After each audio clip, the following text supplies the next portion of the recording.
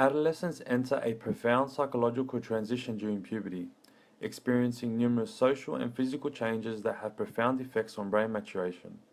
Accordingly, Kayla's brain is in a wave of overproduction, molding perceptions, motivations, and behavior repertoires through increased neural connections.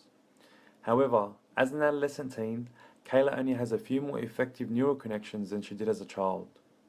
Although Kayla's interest in visual arts and maths shows evidence of abstract thinking, there are identifiable implications of an immature adolescent brain that center on a transition from Piaget's concrete operational to formal operational stage sequence. This provides a potential explanation for Kayla's sporadic and seemingly unpredictable behavior, suggesting Kayla's cognitive development is incomplete, making her unable to initiate appropriate social responses while reducing her executive control and causing her to forget and misjudge. Further, this author suggests, as a result, Kayla's difficulty with her peers and exposure to stressors reflects her interpersonal evaluation, contributing to her social anxiety and delinquent behavior. Adolescence can be a paradoxical time for Kayla, and this developmental period reflects her adaptive perspective, while characterized by the influence of her peers on her attitude. This is facilitated through established behavior norms, evident in her oppression to express herself and avoidance of social situations. For example, Walls and Whitbeck suggest adolescents in financially struggling homes participate in more serious behaviors than those in financially stable households. This association can be explained for Kayla in terms of her conformity to deviant peers because of the lower opportunities for potential monitoring and discipline, whereby her social environment conceptualizes her biological and social responses. This responsiveness influences her cognitive processing via identity stereotypes that determine the way Kayla interprets her surroundings.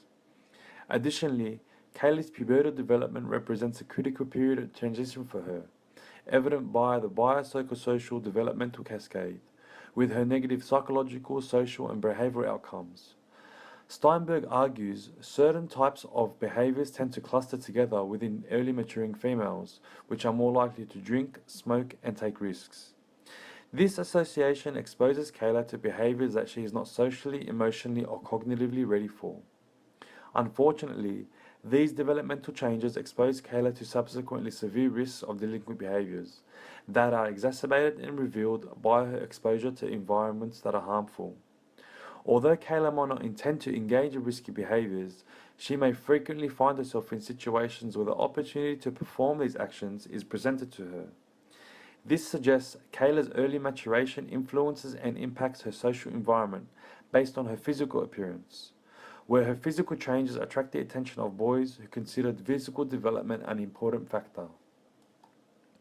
Furthermore, Kayla's early maturation suggests it is one of the strongest predictors of her risk-taking behavior. Gibbons and Girard's prototype model of behavior argues, youths who have favorable perceptions of substance-using peers will ultimately be more likely to engage in similar behaviors themselves.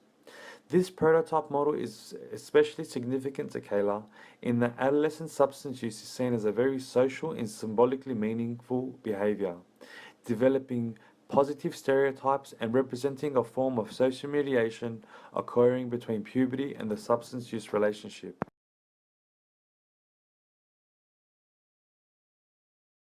Created using Powtoon.